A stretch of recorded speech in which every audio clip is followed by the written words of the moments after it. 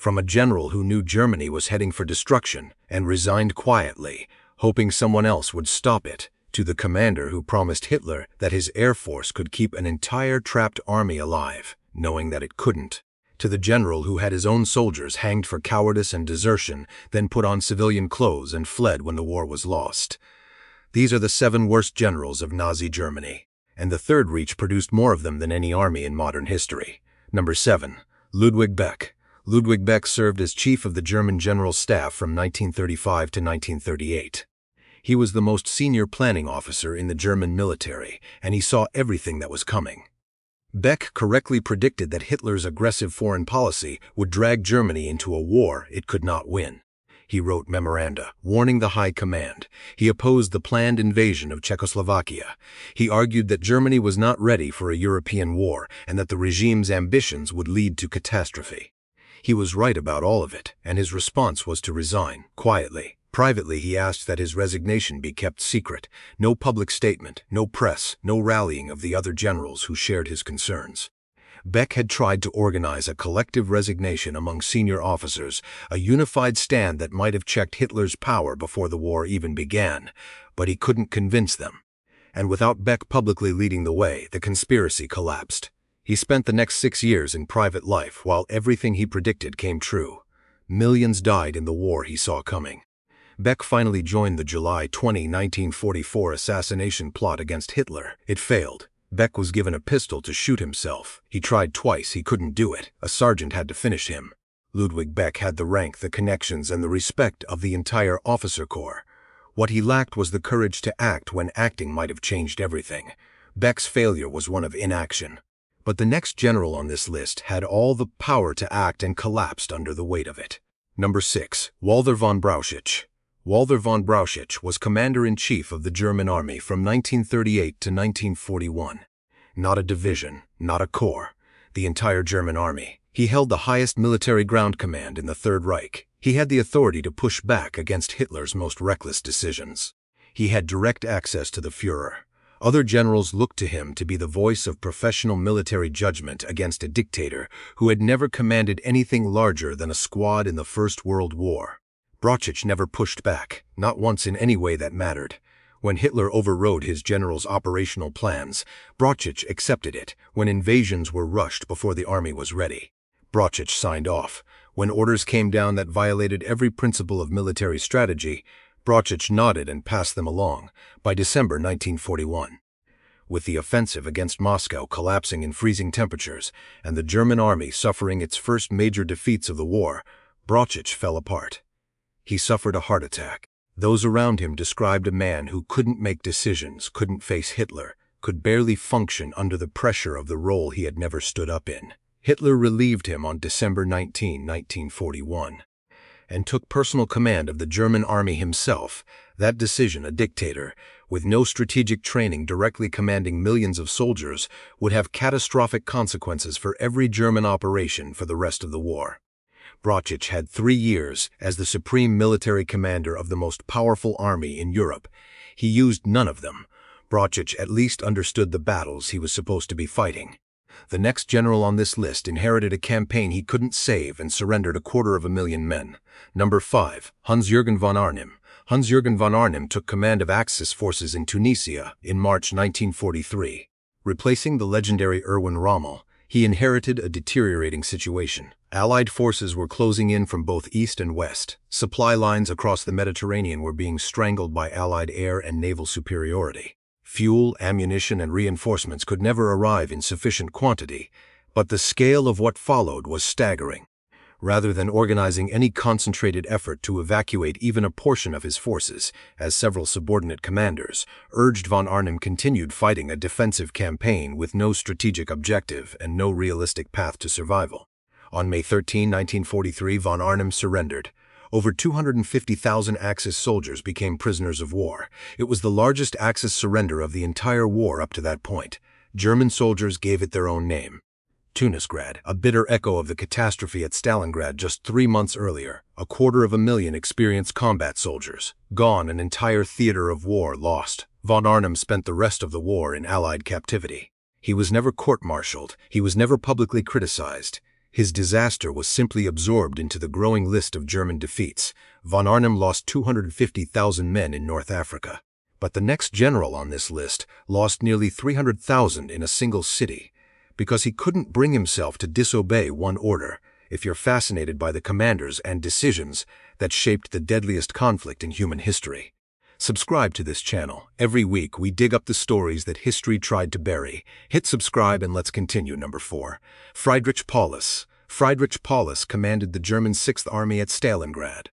It was one of the most powerful fighting forces ever assembled by any army, and Paulus led it into the worst defeat in German military history by November 1942. Soviet forces had completed Operation Uranus, a massive pincer movement that encircled the entire 6th Army inside the ruins of Stalingrad. Nearly 300,000 German soldiers were trapped. Paulus's own corps commanders told him directly, "Break out now, while there is still fuel, while there is still ammunition, while the encirclement is thin enough to punch through." Paulus refused.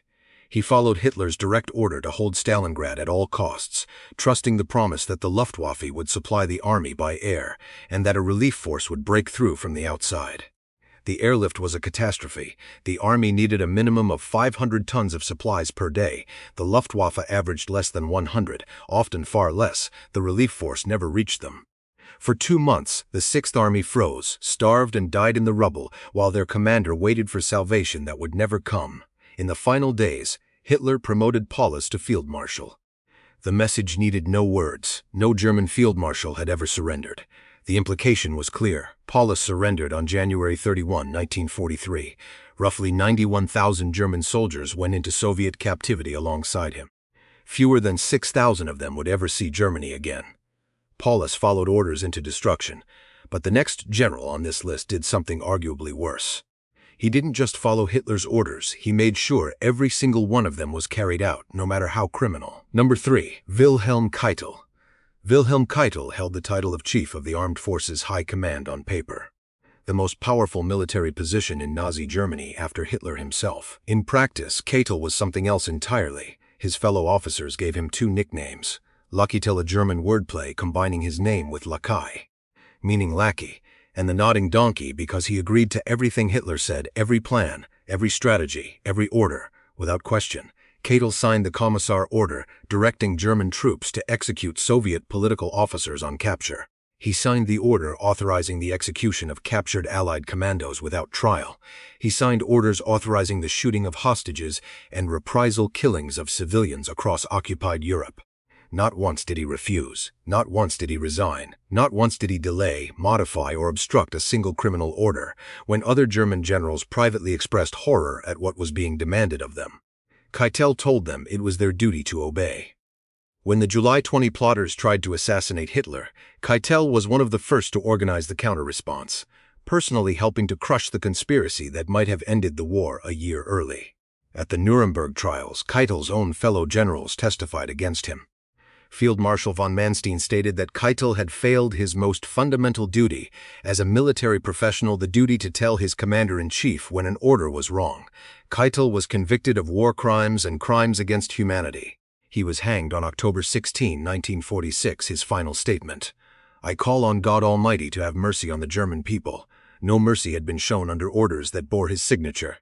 Keitel enabled every one of Hitler's worst decisions from behind a desk, but the next general on this list destroyed Germany's only real strategic advantage, its air force, through incompetence, lies, and a promise that killed 300,000 men. Number 2. Hermann Göring. Hermann Göring was commander-in-chief of the Luftwaffe and one of the most powerful men in the Third Reich. He was also, by the middle of the war, one of the most catastrophically incompetent military leaders in modern history. Göring's first major failure came during the Battle of Britain in 1940. He promised Hitler that the Luftwaffe alone could destroy the Royal Air Force and force Britain to surrender. The Luftwaffe had been systematically destroying RAF airfields and radar stations. The British were on the edge. Then Göring switched targets. He ordered the bombing of London instead. It was a decision that saved the Royal Air Force. The airfields recovered. The radar network was rebuilt. Britain survived. The planned invasion was cancelled, but Göring's most devastating failure, the one that earns him the number 2 spot on this list, was Stalingrad, when the 6th Army was encircled. It was Hermann Göring who personally assured Hitler that the Luftwaffe could supply 300,000 trapped soldiers by air. The army needed 500 tons of supplies per day. Göring promised 300. His own logistics officers told him it was impossible. They showed him the numbers. There weren't enough transport aircraft. The distances were too great. The weather over the steppe was brutal. Soviet fighters would destroy the transports. Göring made the promise anyway. The Luftwaffe delivered an average of less than 100 tons per day. On some days, barely 30 tons arrived. Men starved and froze, while their commanding general lived in luxury at his country estate, surrounded by looted European art, addicted to morphine. That single lie that the Luftwaffe could keep the Sixth Army alive was the foundation on which Hitler built his refusal to let Paulus break out. Göring's promise sealed the fate of 300,000 men. By the final years of the war, the Luftwaffe had effectively ceased to exist as a fighting force. Allied bombers destroyed German cities virtually unopposed, while Göring retreated further from reality. He was captured in May 1945. At Nuremberg, he was sentenced to death. He took a cyanide capsule the night before his execution. Göring destroyed Germany's air power through incompetence and one catastrophic lie. But the final general on this list, the worst of all 7, did something so despicable that even now, 80 years later, no German soldier who served under him speaks of him with anything but hatred. Number 1. Ferdinand Schörner. Ferdinand Schörner commanded some of the largest army groups on the Eastern Front in the final years of World War. Hitler adored him. He was promoted to Field Marshal in April 1945, one of the very last promotions Hitler ever made. His soldiers called him something different. They called him Bloody Ferdinand. Schörner believed that Germany's collapsing front lines could be held through one thing: absolute, merciless terror inflicted on his own troops. He established roaming military police units behind his own lines. Their mission was simple: find any German soldier who was retreating, separated from his unit, or showing any sign of unwillingness to fight, and execute them under Schörner's command. German soldiers were hanged from trees and lampposts along roadways with signs around their necks. "I am a deserter. I was too cowardly to defend the fatherland." These were not enemy soldiers. These were his own men. Officers who ordered tactical withdrawals, even to save their units from certain destruction, were court-martialed and shot. Wounded soldiers attempting to reach field hospitals were stopped by Schörner's military police. Interrogated, and if their injuries were deemed insufficiently severe, forced back to the front lines at gunpoint. He executed a half-track crew for standing near their vehicle awaiting a mechanic. He interpreted it as intent to desert. Schörner demanded that every man under his command fight to the death, no retreat, no surrender, no exceptions, and then the war ended. On May 8, 1945, with Germany's unconditional surrender in effect, Ferdinand Schörner, the general who had executed hundreds of his own soldiers for cowardice, removed his uniform. He put on civilian clothes. He climbed into a light aircraft, and he flew west to surrender himself to the Americans. He abandoned his entire army group. Over 1 million soldiers under his command were left behind to face Soviet captivity while their general ran. The man who hanged soldiers for running ran himself.